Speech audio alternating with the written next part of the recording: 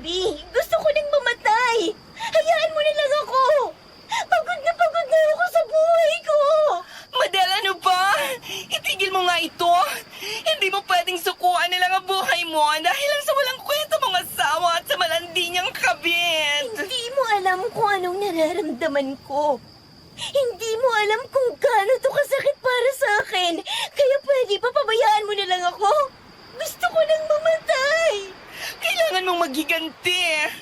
Iparamdam mo sa kanila ang sakit na nararamdaman mo ngayon. Triple pa.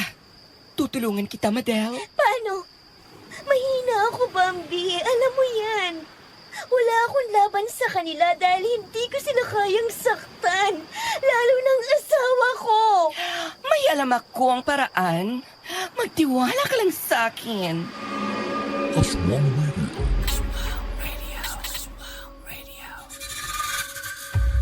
Minsan sa buhay mo, pinangarap mo na rin bang magkaroon ng fairy godmother? Yung tipong maglalabas ng magic at pagagandahin ka. Pero paano kung ang fairy godmother pa lang ito ay may dalang madilim na sikretong sisira sa buhay mo? Gugustuhin mo pa rin bang magkaroon ng magical transformation kung meron naman pala itong hindi ka nais-nais na kapalit? Alam kong curious na kayong malaman kung tungkol saan ang kwentong ito. Kaya ano pang hinihintay natin? Halina't pakinggan ang istoryang ipinadala ng ating sender today. Good day po sa lahat ng mga listeners ng Aswang Radio. Uunahan ko na po kayo. Ang kwentong mapapakinggan ninyo ngayon ay parte ng isang panahon sa buhay ko na masyado akong nabulag sa pag-ibig. Ito yung panahon na hindi ko alam ang worth ko at pakiramdam ko'y sa asawa ko na lang umiikot ang mundo ko. Nagbago na po ang pananaw ko ngayon. Pero gusto ko pa rin i-share ito sa inyo dahil naniniwala akong may makukuha kayong life lessons sa mga pagkakamali ko. Tawagin nyo na lamang po akong Madel. At para na rin protektahan ang privacy ng mga taong kabilang sa kwento ko, hindi ko na rin po ilalahad ang tunay nilang pangalan. Nangyari po ito noong 2003 sa probinsya namin sa Masbate. 2 taon pa lang kaming kasal ng asawa kong si Rick nang malaman naming may problema ako sa matris at kailanman ay hindi na mabubuntis. Lahat na siguro ng options ay sinubukan na namin, mapa-scientific o spiritual, pero hindi talaga kami biniyayaan ng anak. Noong una, ang sabi ng mister ko ay okay lang daw, masaya pa rin naman daw siya sa pagsasama namin kahit wala kaming anak. Pero di nagtagal, ay unti-unti kong naramdaman ang pag-iiba ng pakikitungo niya sa akin. At kahit di man niya ito aminin, alam kong dahil ito sa hindi ko siya mabigyan ng anak.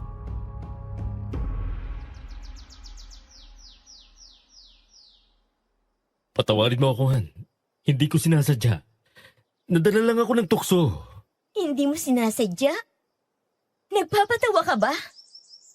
Desisyon mo na pagtaksilan ako, kaya hindi mo pwedeng sabihin na hindi mo ito sinasadya. Nadala lang ako ng kalungkutan. Tapos nandun siya. Hindi ko naman talaga siya mahal eh. Isang gabi lang dapat yon. Hindi ko naman inaasahan na aabot sa ganito. Na mabubuntis siya. Alam mo ba kung gaano kasakit sa akin to? Na magkakaanak ka nga pero hindi naman ako ang ina. Kailangan kong panindigan ng bata. Pero hindi naman kailangan maghiwalay eh. Ikaw pa rin ang mahal ko. Wala akong nararamdaman para kay Katrina. Isang pagkakamaling nangyari sa pagitan namin. At sa kasamaang palad nagbunga ito. Pinaniwala mo ako na masaya ka sa buhay natin bilang mag-asawa. Anong sinabi ko sa'yo noon? Di ba ang sabi ko, kung gusto mong makipaghiwalay dahil hindi kita mabibigyan ng anak, may iintindihan ko. Binigyan kita ng pagkakataon na hiwalayan ako. Pero ang sabi mo, mahal mo ko at hindi mahalaga sa'yo kung magkaroon man tayo ng anak o hindi. Ganun pa rin naman ang nararamdaman ko eh. Wala pa rin nagbabago pero hindi ko lang talaga inaasahan na mangyayari ang lahat ng to.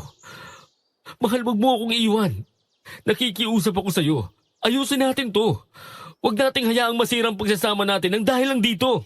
Tatanggapin kita at kalilimutan kong kasalanan mo sa isang kondisyon. Ano yun?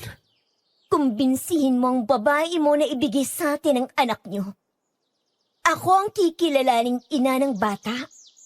Bubuo tayo ng isang pamilya kasamang batang ito. Ano? Ito lang ang tanging paraan para mapatawad kita. Ito ang kapalit na hinihingi ko sa kataksilan mo. Ngayon, kung hindi mo ito kayang ibigay sa akin, mas mabuti pang maghiwalay na lang tayo. Kakausapin ko siya. Gagawin kong lahat para makumbinsi siya.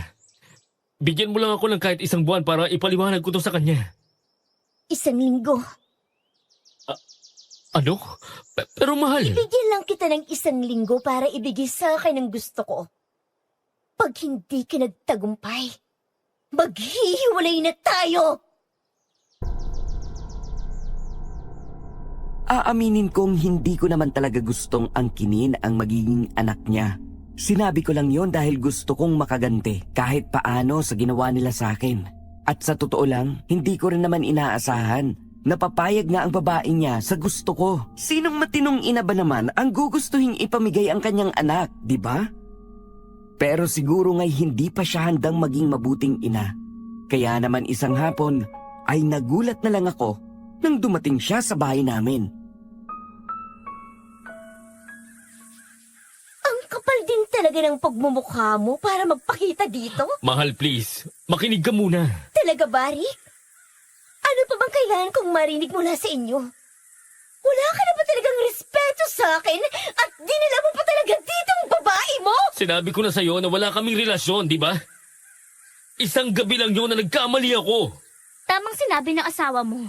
Wala talaga kaming relasyon. At maging ako ay pinagsisihan ko rin ang nangyari sa amin nung gabing yun. Tumahimik ka. Hindi ko gustong marinig ang mga kasinungalingan mo.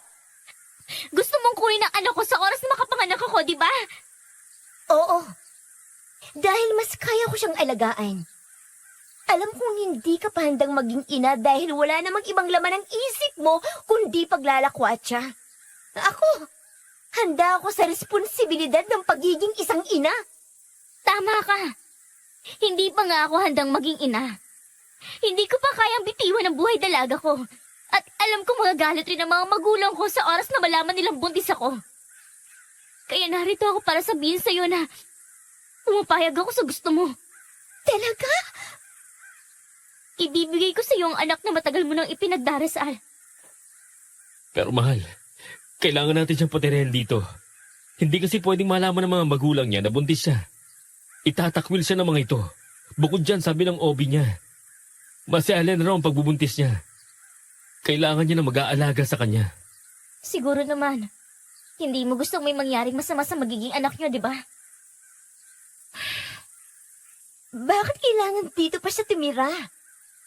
Pwede naman siyang mangupahan kung ayaw niyang malaman ng mga magulang niya na buntis siya. Maselan ang pagbubuntis niya. Kailangan niya na magbabantay sa kanya. Pinapangako ko. Sa oras na makapanganak ako, alis agad ako rito. Hindi ko rin naman gusto makitira sa inyo. Desperada lang talaga ako ngayon at wala na akong choice. Sige, pumapayag na ako. Pero kailangan mong tuparin ang pangako mo. Ibibigay mo sa amin ang bata, hindi ka maghahabol, at aalis ka dito sa oras na makapanganak ka. Pangako, Hindi pa ako tapos. anong kailangan mo? Magre-resign ka sa trabaho. Ayoko magkasama kayo ng asawa ko sa iisang trabaho. Magpapakalayo-layo ka.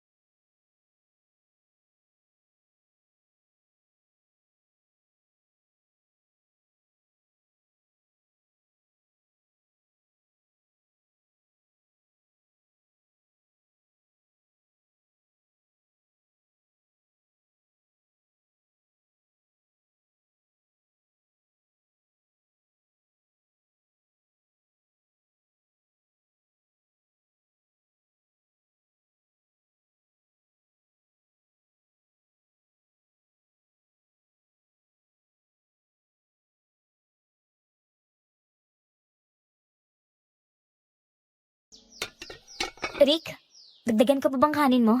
Mainit pa yan. Hindi na, Katrina. Salamat. Maupo ka na rin at kumain. Hindi na. Busog pa naman ako.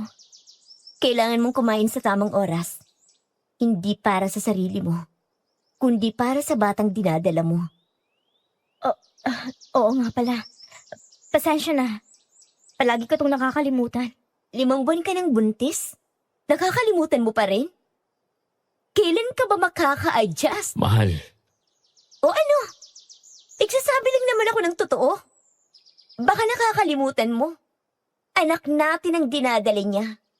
Kung pwede lang na ako nang magbuntis para sa kanya, gagawin ko. Masiguro lang na magiging healthy ang anak natin. Pasensya na. Mas mag-iingat na ako mula ngayon. Dapat lang. Inirapan ko ang asawa ko. Tumayo naman ako at hinarap si Katrina bago pa siya makakuha ng isa pang baso ng tubig para kay Rick. Kung umasta siya ay parabang siya ang asawa nito. Pwes, ilalagay ko siya sa tamang pwesto niya. Ako ni Jen, Katrina. Kaya kong pagsilbihan ng asawa ko. Madal, ayos lang. Gusto ko lang makatulong sa mga gawaing bahay habang nandito ako. Makinig ka. Hindi mo kailangang sumipsip sa amin. Kung iniisip mong mabubura ng pagiging masipag mo yung ginawa mo noon, hindi ko nakakalimutan ang kasalanan mo. Pasensya na. Sorry kung nami-misinterpret mo yung ginagawa ko. Gusto ko lang talagang bumawi. Makakabawi ka. Sa oras na makapanganak ka at maibigay mo sa amin ang bata. At mas makakabawi ka pa sa oras na mawala ka sa buhay namin. Alam ko. mahal, please. Tama na yan. Alam mo namang masaya ng pagbubuntis niya, di ba? Huwag mo na lang saktan ang kalooban niya.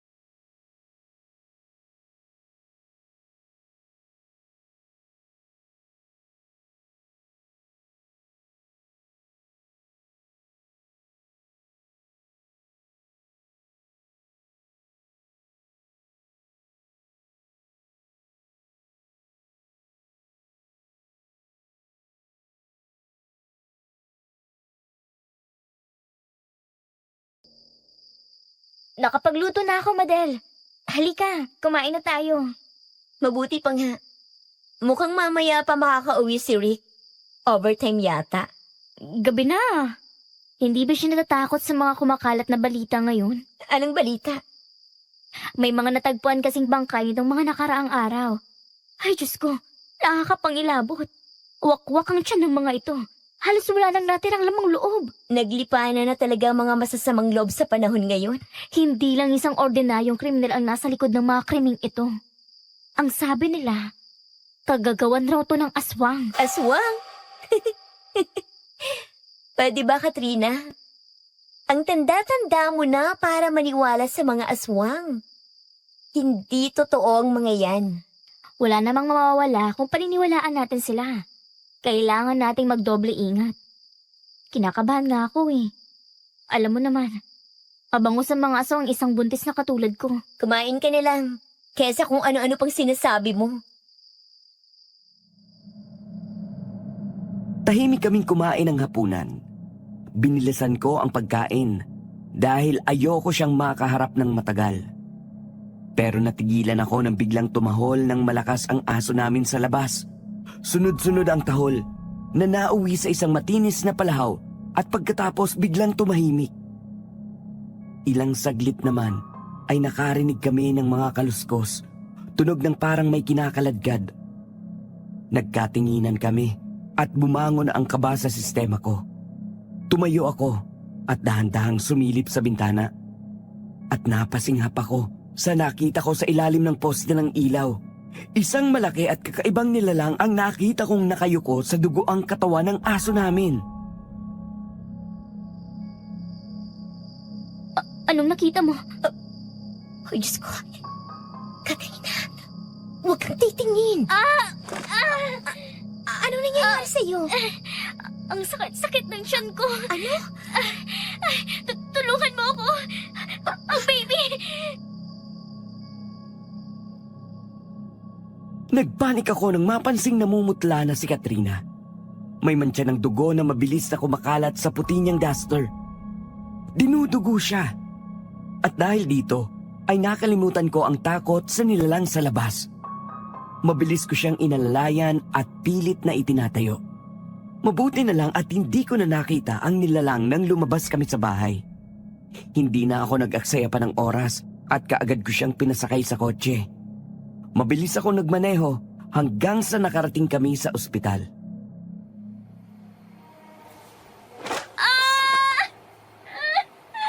Ang sakit-sakit talaga ng tiyan ko. Katrina, huminahon ka. Huminga ka ng malalim. Magiging okay lahat. Ang baby. Natatakot ako. Doc, please, gawin niyo lahat. Iligtas niyo ang baby. Iligtas niyo ang anak ko. Mabuti na lang at nakaligtas ang bata at nakauwi rin kami ng gabing yon. Sabi ng doktor, placenta previa ang dahilan. Mababa ang inunan niya kaya nauwi sa pagdurugo noong gabi ng kaguluhan. Stress at takot ang nag-trigger sa lahat. Kaya naman mula noon, parang nag-iba ang ihip ng hangin sa bahay. Bawal na siyang kumilos at bawal mapagod. Tiningnan ko si Katrina na mahimbing na natutulog sa loob ng kwarto niya. Pumasok naman si Rick sa kwarto, bitbit ang isang baso ng gatas at mga bagong prutas. Hindi niya ako napansin. Maingat niyang inayos ang kumot ni Katrina. Halos ayaw niya nang huminga para hindi ito magising. Nakapako ang mga mata niya sa tiyan ni Katrina. Para bang binabantayan ang bawat pintig ng bata. Gusto ko siyang singhalan. Gusto ko siyang tanungin kung bakit kailangan siya mismo ang mag-abot ng gatas. Bakit hindi na lang ako? Pero tinikom ko ang bibig ko. Alam kong ang kapakanan ng bata ang nasa isip niya. At ang batang yon ang tanging dahilan kung bakit kami magiging pamilya. Hindi ko alam. Simula pa lang pala ito ng paghihirap ko. Isang araw, galing ako nun sa palengke. Nagulat ako sa naabutan ko pagpasok ko sa may sala. Nakaupo si Katrina sa sofa, humihikbi ng malakas, habang niyiyakap naman siya ni Rick. Nakabaon ang mukha ni Katrina sa balikat ni Rick, habang hinahaplos ni Rick ang buhok niya. Binitawan ko ang mga plastik at gumulong ang mga kamatis at sibuyas sa sahig. Anong ibig sabihin nito? Mahal, nandito ka na pala. Oo. At nakita kong lahat. Walang ibang ibig sabihin yon. Dinadamayan ko lang si Katrina. Dinadamayan? Nalulungkot siya. Namimiss niya lang ang pamilya niya. At kailangang yakapin mo talaga siya. Diyos ko! Kung hindi lang ako dumating ngayon, baka kung saan pa humantong ang yakapan na yon. Hindi, Madel. Nagkakamali ka. Wala talagang kahulugan ng yakap na yon. Pasensya na kung nami-misinterpret mo yon. Hindi ko na misinterpret yon. Alam ko kung anong nakita ko. Mahal, huminahon ka. Huwag mo namang bigyan ng mali siya yun. Alam mo, Katrina, ang galing mo rin eh. Kunwari malungkot ka, kunwari kailangan mo ng sandigan, pero ang totoo, may plano ka talaga. Hindi totoo yan. Simulat sa Paul, alam ko ng laro mo. Gusto mong akitin ang asawa ko para pagkapanganak mo, hindi lang bata ang mapapasayo. Pating asawa ko, mananatili sa tabi mo. Aminin mo, balak mo siyang agawin sa akin, di ba? Tama na. Tigilan mo ng pambibintang sa kanya. Wala siyang ginagawang masama. Sumusobra ka na. Rick, please. Huwag mo siyang sigawan. Lalong magkakagulo. Hindi. Kailangan niya malaman ang pagkakamali niya. Mali? Ako pa ngayon ang mali. Ang kakapal ng mukha niyo. Saan ka pupunta? Magpapalamig ng ulo. Malayo sa inyo. Kayo na rin na magluto ng mga pinamili ko. Hindi niyo ako katulong.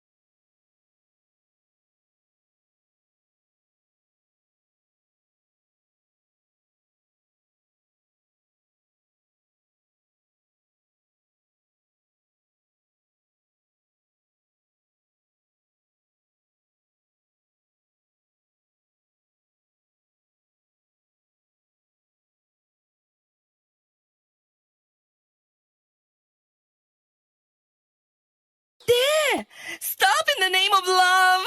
Huwag mong ituloy ang paglakad. Baka mahulog ka sa kanal ng kapangitan. Pasensya na po, dadaan lang ako. Ho? Aba, kumakaho ka naman. Parang ang tanda-tanda ko na. Parang magkaedad lang naman tayo. Pasensya na. Okay lang. Ano ka ba? I'm Bumpy, the favorite bakla of this neighborhood. At ikaw, darling, ikaw ay isang diamante na natabunan lang ng uling. Sayang ang face. May igaganda pa yan. Promise, ile-level up ko ang beauty mo to the 9th power. Hinila niya ako papasok. Amoy strawberry shampoo at mamahaling spray ang buong paligid. Pero ayoko ring bumalik sa bahay kung saan pakiramdam ko ay isa lang akong anino. Kaya hinayaan ko na lang si Bambi na paupuin ako sa harap ng salamin. Bahagya akong natawa nang iwinasiwas niya ang gunting na para bang isa itong magic wand. Gora na tayo, sis! 50% discount dahil ikaw ang first charity case. I joke. First VIP client ko today. Gagawin nating ash blonde with honey highlights yung buhok mo. Tapos, soft layered cut para may bounce ang bawat takbang mo. Hindi na tubuhok, te. Ito na ang bansa mo. At kailangan nating ideklara ang Independence Day mula sa pagiging lusyang. Sigurado ka bang bagay sa akin yan? Of course. Trust me. Kahit kailan ay hindi pa ako nagkamali sa mga beauty judgments ko. Pero bago natin simulan ang makeover mo, ano bang gusto mong ma-achieve? Anong nasa kaloob-looban mo? Gusto ko lang naman. Gusto ko maging sobrang ganda. Yung tipong ako na lang ang maging pinakamaganda sa mga mata ng asawa ko para hindi na siya tumingin sa iba. Listen to me, Mother Earth. Gawin mo to para sa sarili mo. Ang tunay na ganda, hindi yan pain para makahuli ng isda. Ang ganda ay sandata. You are a queen, hindi option. Kung hindi niya nakikita ang halaga mo, siya ang may depekto sa mata. Hindi ikaw ang may depekto sa mukha. Kaya itaas ang noo Dahil kapag tapos na kita, kahit ang mga anghel sa langit ay mapapawaw!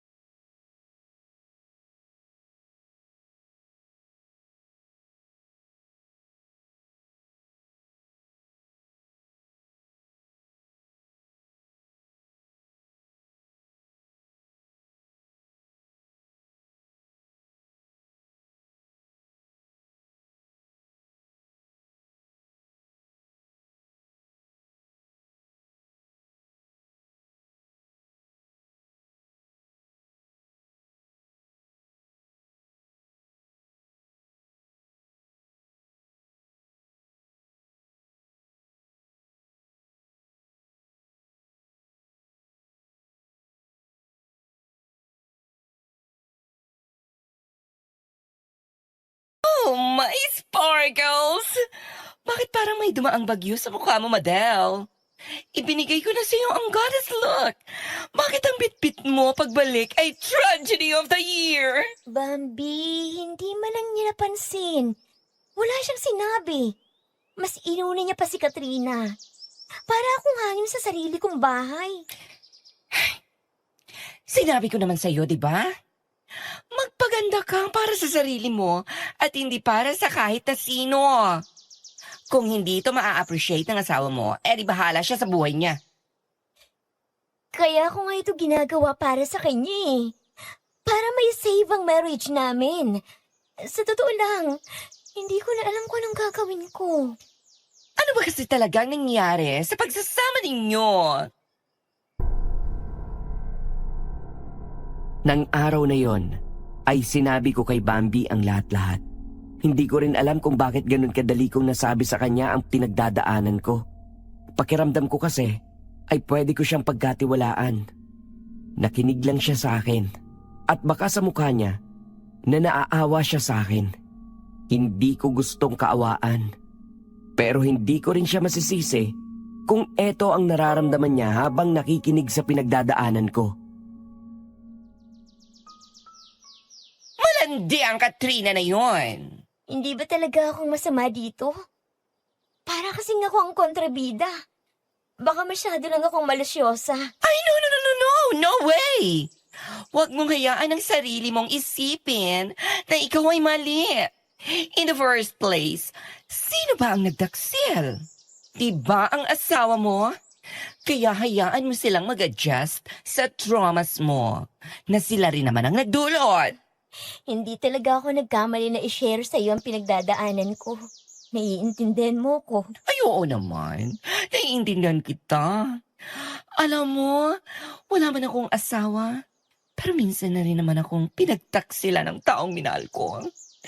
Minsan ko na rin question ang beauty ko. Kaya naman narito lang ako para makinig at tumamay sa'yo. Pag kailangan mo ng kausap, bukas itong kaharian ko para sa'yo. Salamat, Bambi.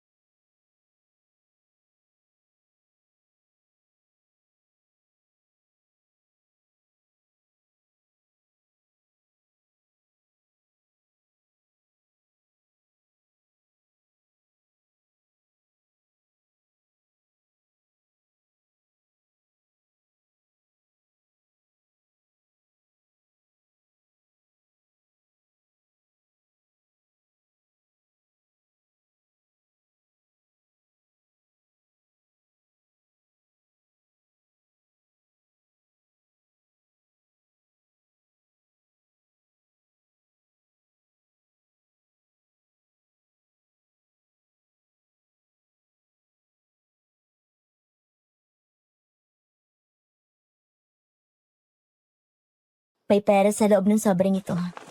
Hindi ganun kalaki. Pero sapat na para makapagsimula ka ng bagong buhay. Kunin mo yan. Mag-impake ka na at humanap ka ng sarili mong matitirahan. Ano? Paano ang baby? Akala ko ba... Hindi ko na kukunin ng bata. Sa'yo na siya. Ang gusto ko lang, lumayas ka rito. At aayusin namin ni Rick ang marriage namin nang wala ka. Ayoko na, Katrina. Hindi ko na kaya. Pero may usapan tayo. Wala na akong pakialam sa usapang yun. Kung gusto mo pa rin ibigay sa amin ng bata, tatanggapin ko. Pero kailangan mo pa rin umalis dito. Biglang humagulgol si Katrina na parabang aping-api siya. Bumagsak siya sa sahig.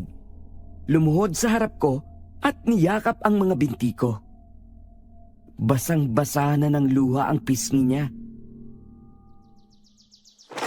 Madel, parang awa mo na. Paano kami ng anak ko? Kailangan ko kayo.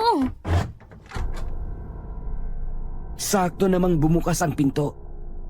Nanigas ako sa kinatatayuan ko nang makita ko si Rick na bitbit ang mga supot ng grocery.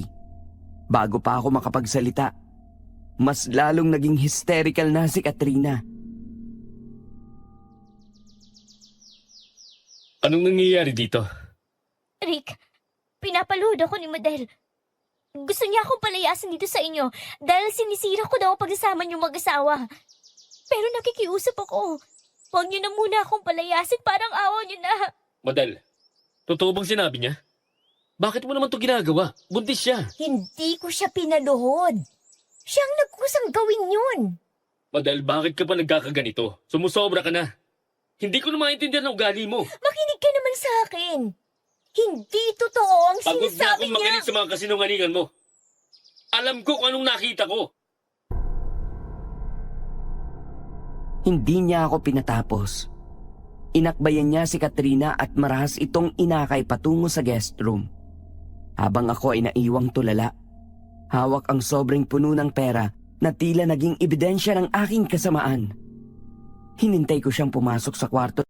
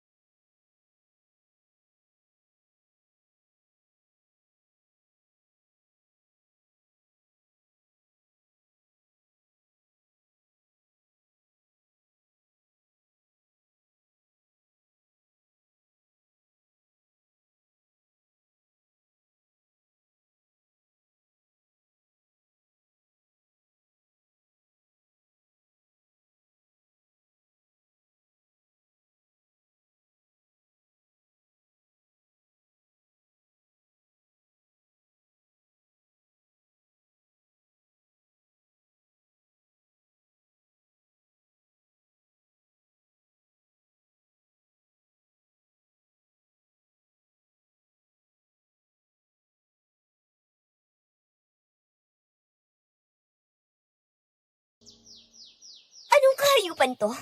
Dito pa talaga sa bahay? Madal, magpapaliwanag kami. Paano niya paliliwanag ang nakita ko? Huling-huli na kayo sa akto? Madal, tama na.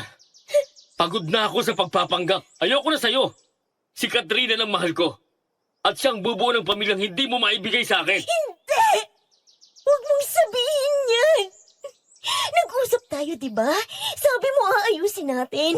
Please, huwag mo akong iwan! Mamamatay ako, Rick! Magsasama na kami ni Katrina. Umalis ka na sa buhay namin, Madel. Tapos na tayo! Pasensya ka na, Madal. Hindi ko ginustong lahat ng to. Sinubukan ko namang pigilan ang nararamdaman ko eh. Pero, mahal ko talaga siya. Tumahimik ka! Ayoko na, Madel. Maghiwalay na tayo. Hindi niya na ako tiningnan pa habang inaalalayan niya si Katrina pabalik sa kwarto nito. Tumakbo naman ako palabas ng bahay. Hindi ko alam kung saan pupunta. Hanggang sa maramdaman ko ang buhangin sa mga paa ko. Nakarating na pala ako sa dalampasigan. Bigla kong naisip na ang dilim ng tubig ang tanging sagot sa sakit na nararamdaman ko. Humakbang ako palubog. Hinayaan ang bawat alon na lamunin ang hininga ko. Gusto ko nang mawala. Pero bago pa tuluyang mapuno ng tubig ang baga ko, may malakas na kamay na humila sa akin paitaas. Si Bambi. Iniligtas niya ako. Madel, ano ka ba? Nababaliw ka na ba? Hindi mo kailangan gawin to dahil lang sa basurang yon. Wala na, Bambi. Wala nang lahat sa akin. Pinagpalit niya na ako. Wala na akong saysay. Makinig ka sa akin. Hindi pa tapos ang laban. Hindi mo ba narinig ang sinabi ko? Nakipaghiwalay na si Rick sa akin. Mas pinipili niya na si Katrina. Kung akala nila ay ganun-ganun lang yon, nagkakamali sila. May alam pa akong isang paraan, Madel. Isang paraan na hindi nila makakalimutan. Babawiin natin ang lahat ng ninakaw nila sa'yo. Pagkatapos akong iligtas ni Bambi ay dinala niya ako sa bahay niya. Humahampas ang mga sanga ng puno sa bintana ng luma niyang kotse habang binabaybay namin ang kalsadang tila wala ng katapusan. Nilalamon ng dilim ang headlight at tanging liwanag lang ng buwan ang pilit na sumisilip sa makakapal na dahon. Nasa dulo na pala kami ng baryo, sa lugar na hindi ko akalaing may nakatira pa. Hindi ko akalaing may nakatira pa pala sa parteng ito ng baryo. Oo. Ako? Alam kong hindi bagay yung beauty ko sa ganito kaliblib na lugar. Pero gusto ko kasi ang peace na nakukuha ko dito. Peace? Hindi ka ba natatakot dito? Hindi naman. Nasanay na ako. Tsaka nakakatakot lang ngayon kasi gabi na at wala man lang kahit isang poste ng ilaw dito. Sisihin mo ang gobyerno. Pero sa umaga, ay nako, napakaganda ng view. Pero syempre, mas maganda pa rin ako. Salamat, Bambi, ah. Pinapagaan mo ang kalooban ko. Salamat din sa pagpigil sa akin na wakasan ng buhay ko. Kung hindi ka dumating, baka kung ano na nangyari sa akin. Nakakaloka ka naman kasi. Buti na lang at nasa beach ako kanina para magpahangin at mag-emote. Sobrang coincidence nga na nandun ka rin eh. Siguro, pinadala ka talaga ng Panginoon para tulungan ako. Siguro nga. Isipin mo na lang na isa akong napakagandang anghel na hinulag mula sa kalangitan.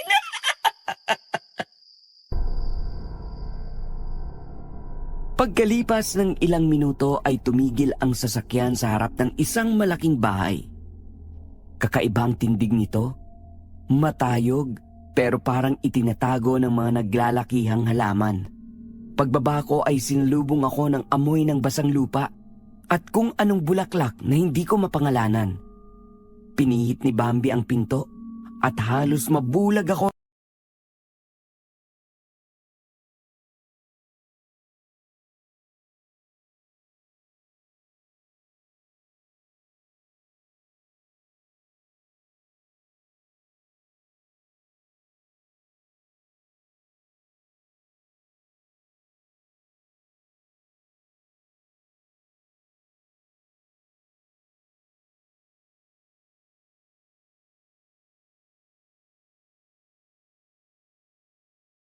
Wow! Ang ganda naman ng bahay mo. Napaka-colorful. Aba, syempre naman. Kilala mo ko. Ayoko ng boring. Sa bagay, nagre-reflect nga sa makulay mong karakter itong bahay mo. Sige na, Madel. Hugasan mo muna lahat ng pait ng gabing ito. Maligo ka at magbihis ka. Hihintayin kita rito. May pag-uusapan tayo. Sige. Pagkatapos maligo ay sinuot ko ang malambot na damit na pinahiram ni Bambi. Dahan-dahan akong lumapit sa hapagkainan. May umuusok na tasa doon. Amoy damo ito, na may halong tamis na medyo nakakahilo. Umupo si Bambi sa harap ko at binigyan ako ng makahulugang ngiti. Inumin mo yan. Special blend yan, Madel. May mga sangkap yan nagigising sa ganda mong matagal nang itinatago ng luha. Sigurado ka ba rito? Anong meron sa loob nito? Parang kakaibang amoy. Wala kang dapat na ipag-alala. Ito ba yung sinasabi mong isa pang paraan na naiisip mo para tulungan ako? Yes! Eto na nga yun. Magtiwala ka lang sa akin. Kapag nakita ka ng asawa mo mamaya, hindi siya makakatingin sa iba. Mabibighani siya sa iyo, Madel. Magmamakaawa siya na huwag kang lumisan sa tabi niya.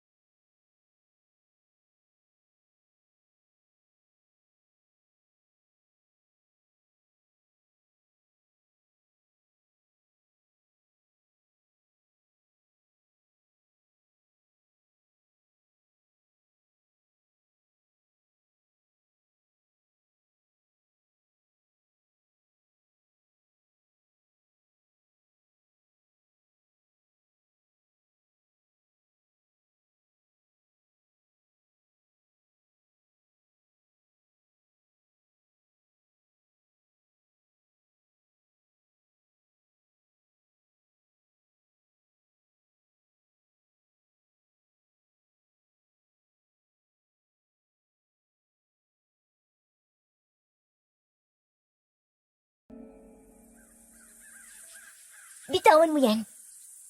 Ako nang bahala sa hapunan. Huwag na, Madel. Baka mapagod ka lang. Hindi ba't ikaw ang hindi dapat mapagod? Ikaw ang buntis eh. Wow! Concerned ka ba? Hindi naman. Gusto ko lang gawin ang mga bagay na ako talagang dapat na gumagawa. Mas gusto na rin kang luto ko. Mas nasasarapan na raw siya sa timpla ko kaysa sa matabang mong luto. Kaya hayaan mo na lang ako magluto. Baka hindi lang talaga ito expertise mo. Tumaas ang kilay ko, pero hindi ako sumagot. Humugot ako ng malalim na hininga at dahan-dahan akong lumapit sa lalagyan ng mga kutsilyo. Kinuha ko ang pinakamahaba at pinakamatalim. Hinawakan ko ang pulahan nito ng mahigpit at itinuon ang dulo ng talim sa malaki niyang tiyan. Namilog ang mga mata niya sa ginawa ko. Ramdam ko ang panginginig niya nang madikit ang malamig na bakal sa manipis niyang duster. Ano ginagawa mo? Ano sa tingin mo? Hindi magandang biro to. Mukha ba akong nagbibiro? Bitiwan mo yan. Sabi ko, ako nang bahala sa pagluluto. Sundin mo ang gusto ko kung ayaw mong mabulabog ang bata sa loob ng sinapupunan mo. Umalis ka sa harapan ko. Namutla si Katrina. Bakas ang galit sa mga mata niya, pero mas nangingibabaw ang takot. Dahan-dahan siyang umatras, binitawan ang sandok at mabilis na lumabas ng kusina nang hindi lumilingon.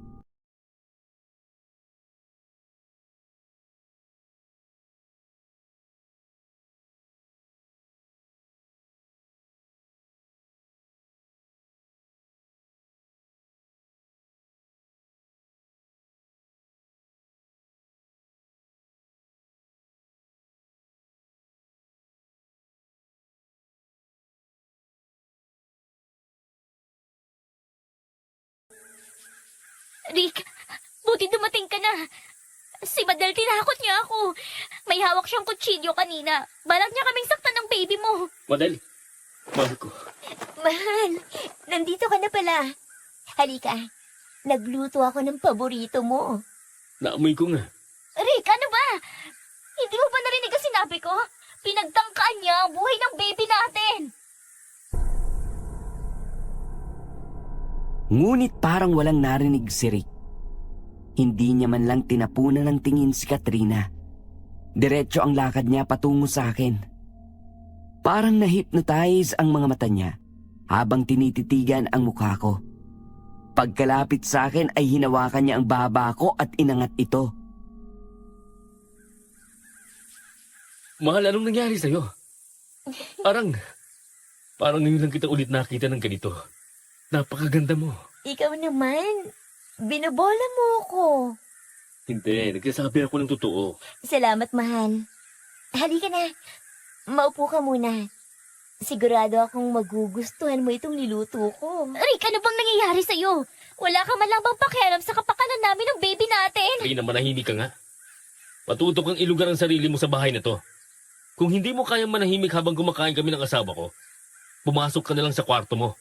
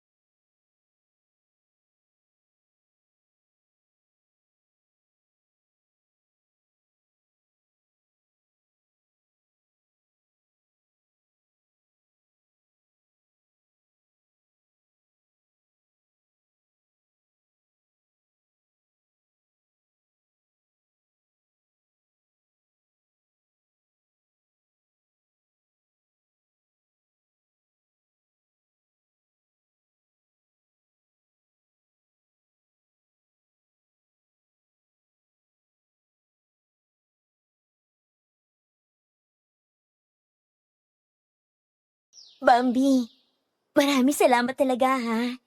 Hindi ko alam kung anong himala ang ginawa mo. Pero ayaw na akong lubayan ni Rick.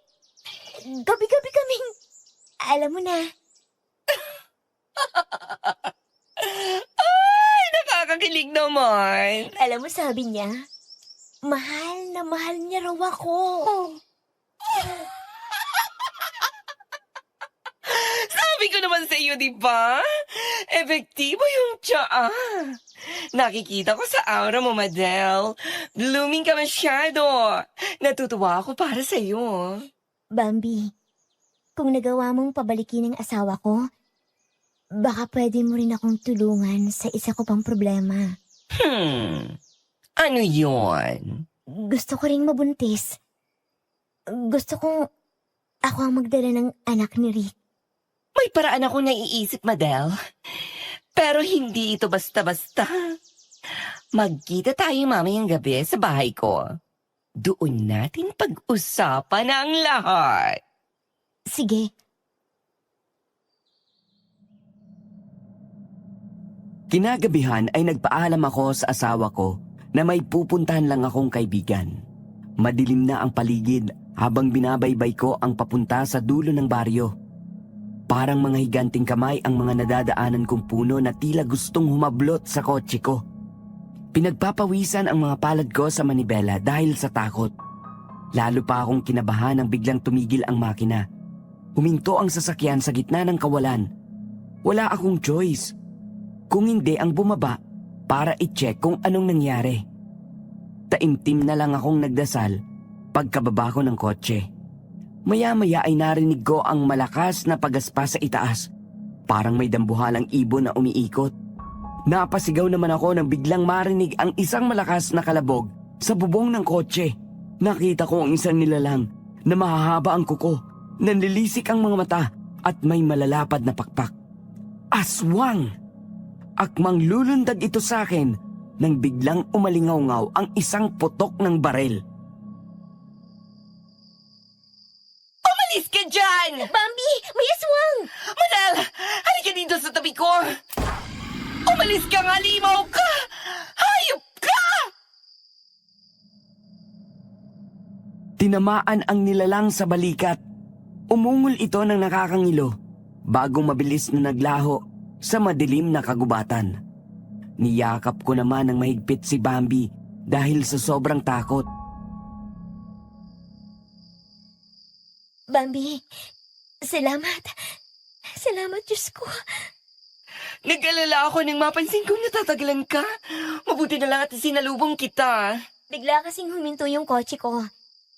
Titingnan ko sana kung anong nangyari nang bigla akong nakakita ng aswang. Na-flat ang gulong ng kotse mo, Madel? Halika, tulungan na kita para makaalis na tayo rito. Tinulungan ako ni Bambi sa pagpapalit ng gulong ng kotse ko. Namangha ako sa pinakita niyang galing. Pagkalipas lang ng ilang minuto ay bumiyahe na kami papunta sa bahay niya. Pagkarating doon ay agad akong pinaupo ni Bambi sa sala. May inilabas siyang isang bote ng malapot na langis at isang maliit na vial na may kulay asul na likido. Inilatag niya ito sa mesa sa harap ko. Ano to? Madel, heto ang langis. Kailangan mong ipahid ito sa tiyan ni Katrina. Ano? Bakit ko gagawin yun? Akala ko ba para sa akin to para mabuntis ako? Dahil ilipat natin ang batang nasa loob niya papunta sa sinapupunan mo. Ano? Ang batang binubuo nila ni Rick, magiging iyo. Ikaw ang magluluwal sa kanya. Paano? Paano mangyayari yun? Posible bang ganong bagay? Huwag ka nang magtanong kung paano. Ang mahalaga ay may solusyon na sa matagal mo nang pinoproblema. Ito ang tuluyang magbabago sa buhay niyo ng asawa mo. Pero, Nasa iyo pa rin ang desisyon. Hindi kita pipilitin. Pero heto ang isa pang bote. Ihalo mo ito sa pagkain o inumin ni Katrina para makatulog siya ng mahimbing. Kapag wala na siyang malay, Doon mo ipahid ang langis.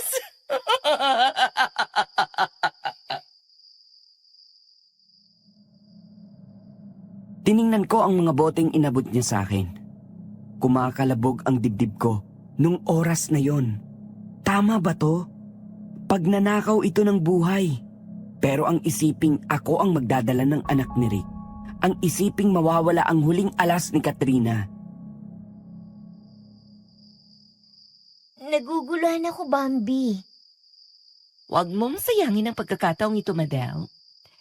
Ito na ang matagal mo nang hinihintay, di ba?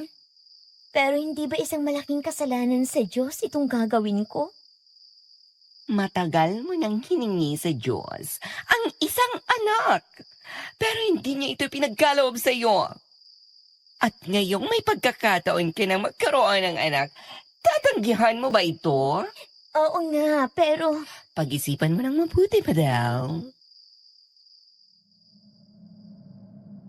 Gulong-gulo pa rin ang isip ko hanggang sa makauwi ako.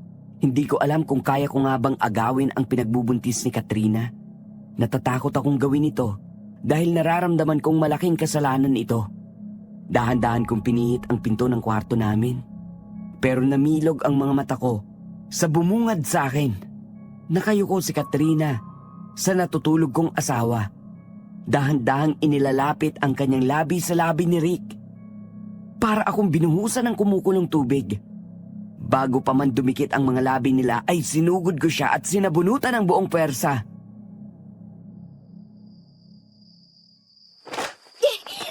malandi kang babae ka! Aray, ano ba? Bitawan mo ako! Ayaw mo talagang tumigil, ah?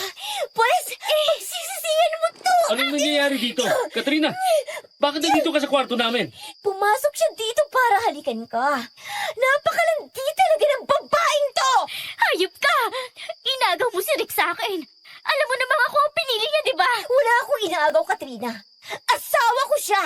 Ikaw ang pilit na nagsisiksik ng sarili mo sa pamilyang hindi naman iyo! Sobra na to, Katrina. Tama si Madel. Hindi mo dapat ginagawa to sa kwarto namin. Labas! Ngayon din! Rick, akala ko ba ako ang mahal mo? Nangako ka sa akin na ako pipiliin mo. Hindi ko alam kung anong pumasok sa isip ko at minsan kitang pinili. Pero nahimasmasan na ako sa pagkakamali ko.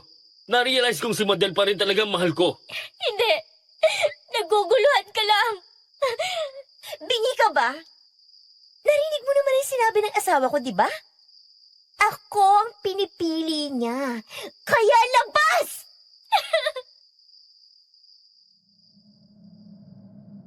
Padabog na lumabas si Katrina habang humihikbi. Naiwan kaming dalawa ni Rick sa kwarto. Naramdaman ko naman ang mga braso niya na pumupulupot sa balikat ko. Patawarin mo ako, Han. Hayaan mo, aayusin ko to. Hindi. Wala kang kasalanan sa pagkakataong ito. Natutulog ka lang naman. Ang babaeng yun talagang pumasok dito. Hindi ko rin inasahan na gagawin niya yun. Kasi nga malandi siya. Hayaan mo, oras na makapanganak siya. Paalisin na natin siya dito. Hindi na ako makahintay na dumating ang araw na yun. Basta tandaan mo, ikaw lang ang mahal ko. Wala nang iba. Dahil sa pangyayaring yon, ay mas naging determinado ako na hindi na ako magpapatalo. Kinabukasan, habang abala si Katrina sa pag-aayos ng sarili, palihim kong hinaluan ng likidong bigay ni Bambi ang baso ng gatas niya. Pinanood ko siyang ubusin yon, hanggang sa unti-unting bumagsak ang kanyang mga talukap. Mabilis kong kinuha ang bote ng langis. Ipinahid ko ang malapot na likido sa kanyang bilugang sinapupunan. Habang ginagawa ko ito, ay biglang lumamig ang paligid. Nakita ko ang isang dambuhalang anino na tila humulma sa pader at dahan-dahang yumakap sa katawan ni Katrina. Nanigas ako. Ano yun? Para itong itim na usok na may mga kamay. Pero bago pa ako makasigaw, naglaho ang anino na parang bula. Sinubukan kong tanggalin ito sa isip ko at umakto ako na parang walang nangyari. Kinagabihan, nasa gitna kami ng hapunan nang biglang mabitawan ni Katrina ang kanyang tinidor. Namutla siya at napahawak sa kanyang tiyan. Oh, anong problema? Rick, ang sakit-sakit ng tiyan ko. Ano? Dalhin mo ako sa ospital. Ang baby natin. Napatingin ako sa sahig. May mantsa ng dugo na mabilis na kumakalat sa duster niya. Nagpanik si Rick. Agad niyang binuhat si Katrina at kumaripas ng takbo palabas tungo sa kotse. Naiwan naman akong mag-isa sa bahay. Nakatitig sa bakas ng dugo. Nanginginig ang katawan ko nang ma-realize ko ang resulta ng bagay na ginawa ko kanina. Tahimik akong nanalangin at humingi ng tawad sa Panginoon. Pero alam ko na kahit anong gawin kong dasal, huli na ang lahat. Nangyari na ang nangyari. Natigilan ako nang makarinig ng mga kaluskos. May kumakalmot sa dingding sa labas ng bahay. Naalala ko ang aswang sa dulo ng baryo. Baka sinundan niya ako. Dahil sa takot, ay mabilis akong tumakbo paakyat sa kwarto. Nilak ang pinto at nanginginig na nagtago sa ilalim ng kumot. Habang hinihintay ang pagbalik ni Rick, umaga na nang makauwi ang asawa ko. Bagsak ang kanyang mga balikat at namumula ang mga mata. Mahal, kumusta? Wala na yung bata. Nakunan si Katrina. Ay, Diyos ko. Hindi ko alam kung paano nangyari yon. Sayang. Magiging tatay na sana ako. Magkakaanak na sana tayo. Niyakap ko siya ng mahigpit. Ang sabi ko sa kanya, may dahilan ang lahat ng ito. Tumango naman siya at binigyan ako ng pilit ng ngiti. Nang medyo kalmado na siya, ay pinaghain ko siya ng almusal para maibaling ang atensyon niya. Habang pinapanood ko siyang kumain, ay biglang bumaligtad ang sikmura ko. Tumakbo ako sa lababo at isinuka ang lahat ng laman ng tiyan ko. Lumapit si Rick. Bakas ang pag-aalala sa mukha niya.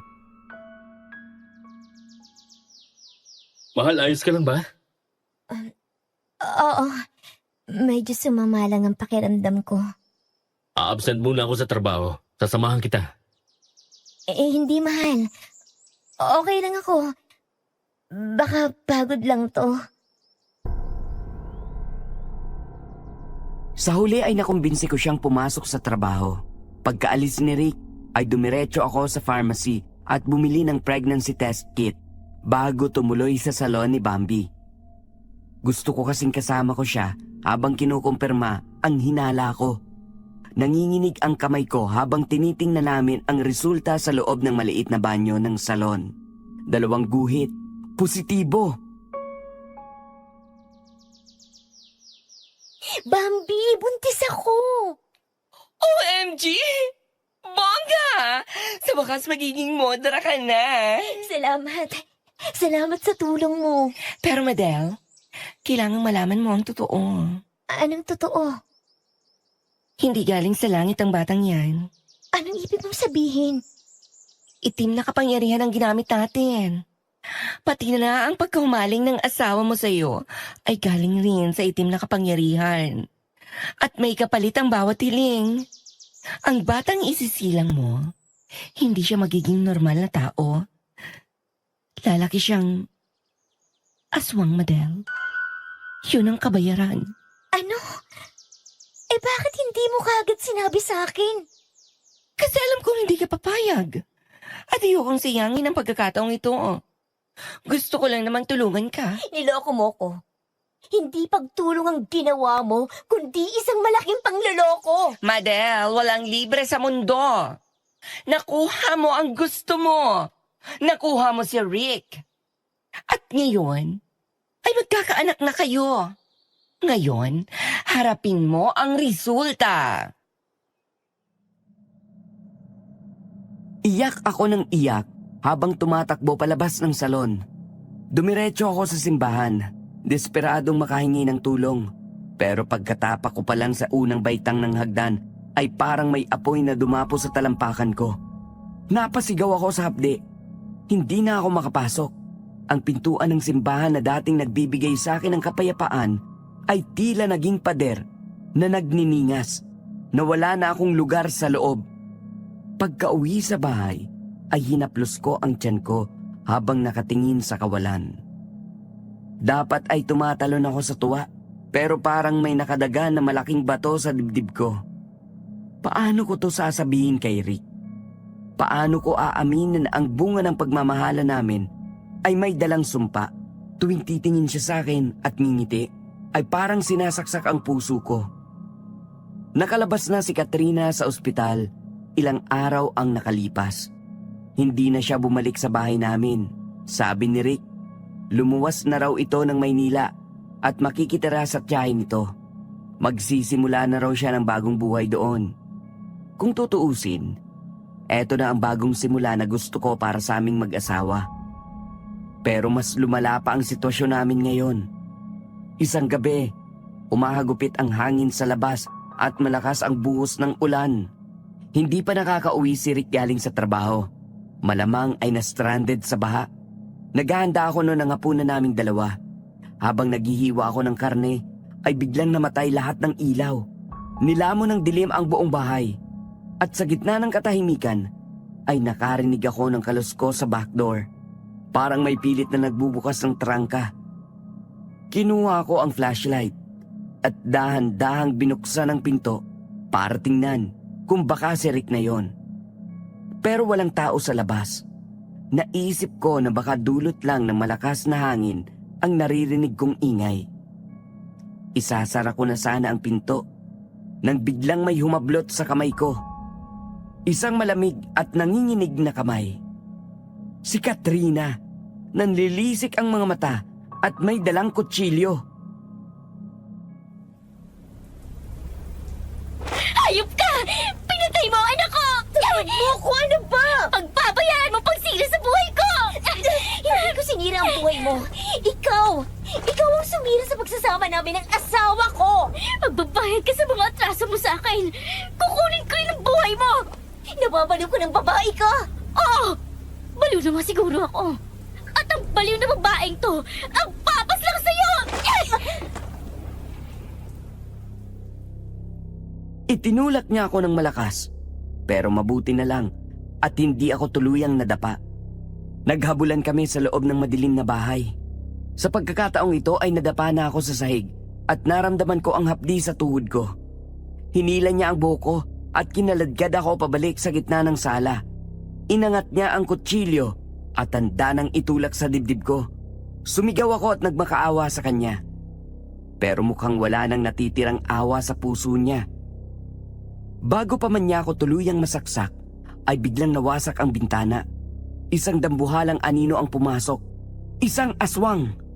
Sa isang iglap ay sinunggaban nito ni Katrina. Narinig ko ang pagbao ng mga kuko sa laman at ang huling impit na sigaw ni Katrina bago siya tuluyang nalagutan ng hininga sa mismong harap ko. Nanginginig ako sa sulok, hindi makahinga sa takot. Lumapit sa akin ang aswang. Akala ko ay ako na ang susunod. Pero huminto ito. Inabot nito ang malamig kong kamay at marahang hinawakan ang tiyan ko. Yumuko ito at hinalikan ang aking puson. Pagkatapos ay mabilis itong lumundag palabas ng bintana at naglaho sa dilim. Diyos ko, anong nangyari dito? Mahal, Patay na si Katrina. Ano to nangyari sa kanya? biglang dumating si Katrina at may dalang kutsilyo. Galit na galit siya sa akin at gusto akong patayin. Pero may pumasok na aswang. Pinatay niya si Katrina. Niligtas niya ako. Hinalikan niyang tiyan ko. Hindi ko maintindihan ang mga nangyari. Kuminahong ka, mahal. Nandito na ako. Aayusin natin tong lahat.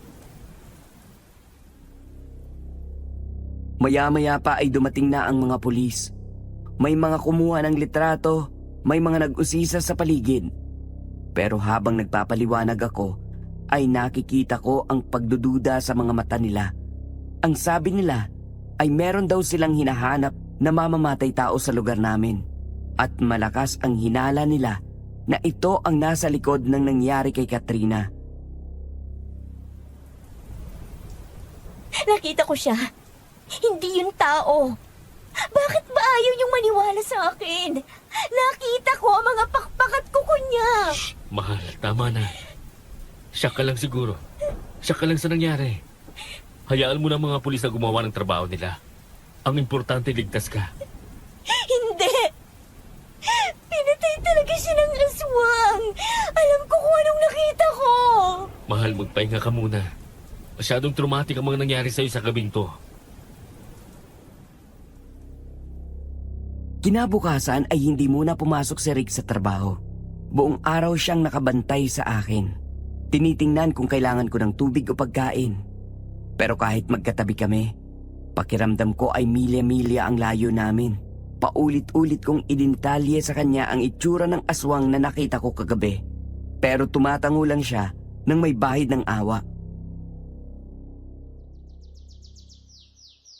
Mahal, maiwala ka sa akin. Hindi yun tao. Nakita ko kung paano niya lapain si Katrina. Yes, mahal, tama na. Hindi yun magagawa ng kahit sinong serial killer. Nagkakamali ang mga pulis. Mahal, trauma lang yan. Naghalo-halo na ang takot mo kaya kung ano-anong naiisip mo. Magpahinga ka na lang muna. Umiwas ako ng tingin. Pati siya, iniisip na nababaliw na ako. Sa puntong yon, ay hindi ko na rin alam kung paano ko pa siya kukumbinsihin na aswang nga ang nakita ko. Kinagabihan, habang nakaupo ako sa sala nang may kumatok ng marahan sa pinto, pagbukas ko ay bumungad sa akin ang mukha ni Bambi. Bambi, anong ginagawa mo rito? Paano mo nalaman ang bahay ko? Nakarating sa dulo ng baryo ang balita tungkol sa nangyari dito kagabi. Nagtanong-tanong lang ako hanggang sa mahanap ko ang address mo. Kumalat na palang balita. Oo. Kaya nag-aalala ako sa iyo. Kumusta ka? Nakaligtas nga ako. Pero hindi naman mawala-wala sa isip kong nangyari. Madel, alam kong hindi maganda ang huli nating pag-uusap. Alam kong galit ka pa sa akin. At sa totoo lang, hindi rin naman kita masisisi. Pero bilang kaibigan mo, gusto ko pa rin damayan ka. Halika. Pasok ka. Pinatuloy ko si Bambi at pinaupo sa sala. Kahit nagalit ako sa kanya dahil sa ginawa niya, hindi ko pa rin magawang bastusin siya. Gawing concerned lang naman siya sa kalagayan ko. Napunta ako sa kusina para kumuha ng juice at biskwit. Habang inilalapag ko ang tray sa center table, ay narinig ko ang mabibigat na yabag ni Rick pababa ng hagdan. At parang tumigil ang mundo nang magtama ang paningin nila ni Bambi. Anong ginagawa mo rito? Binibisita ko lang si Madel. Akala mo ba maloloko mo ako sa suot mo? Mahal, ano ba? Kaibigan ko siya. Huwag mo siyang bastusin. Kaibigan? O ikaw, hindi mo kami maloloko. Kahit magbakla-baklaan ka pa, at ibahin mo itsura mo, kilala kita. Alam kong ikaw yan, Nestor.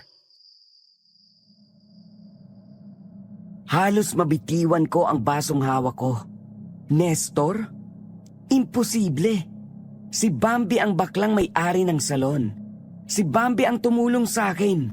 Paano siya magiging ang lalaking pilit kong kinalimutan?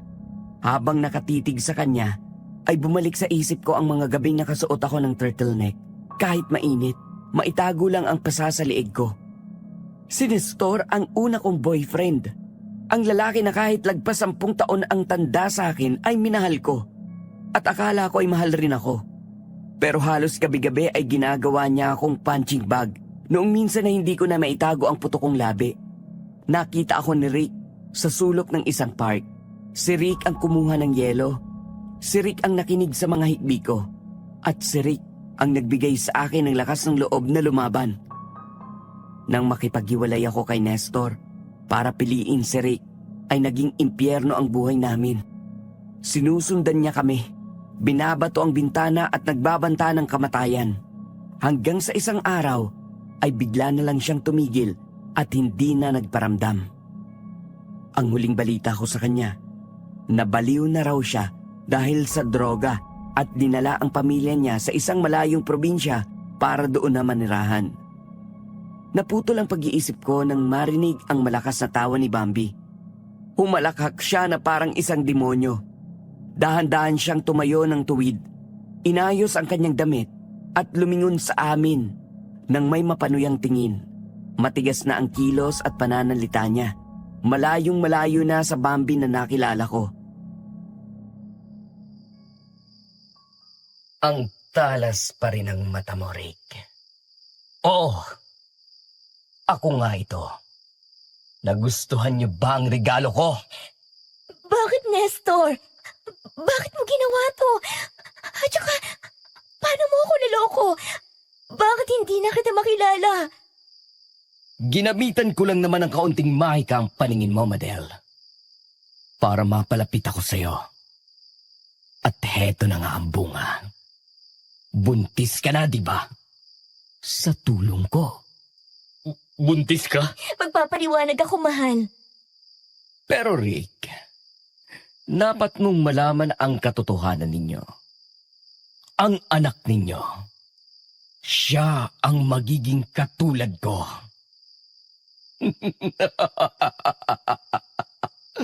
Isang aswang ang nasa loob ng sinapupunan ng asawa mo. Hayop ka! Papatayin kita! Susunggaban sana ni Rick si Nestor ng may buong lakas, pero hindi pa man siya nakakalapit ay itinaas na ni Nestor ang kanyang kamay. Tumilapon si Rick sa pader at bumagsak sa sahig na parang basang tela.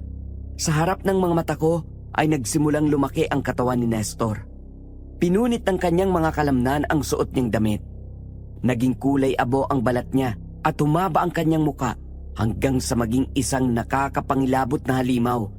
Ang aswang na pumatay kay Katrina ay nasa harap ko uli at siya ang mismong kumuha ng lahat sa akin.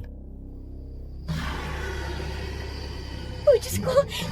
Isa kang aswang! Mahal, lumayo ka sa kanya! Eto na ang gabi ng paniningil na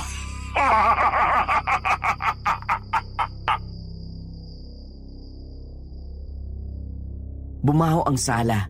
Amoy nabubulok na karne at malansang dugo ang singaw mula sa balat ni Nestor o kung anuman ang nilalang na nasa harap ko nung oras na yon. Ang dating maamo at makulay na itsura ni Bambi ay napalitan ng kulay abong balat na tila simento sa tigas. Lumabas ang mga matutulis na pangil sa bibig nito habang ang kanyang mga mata ay naging dalawang bolang apoy na nagbabaga sa dilim. Humalakhak ang halimaw. Isang tunog na parang kinakaluskos na bakal. Paano ka nagkaganito?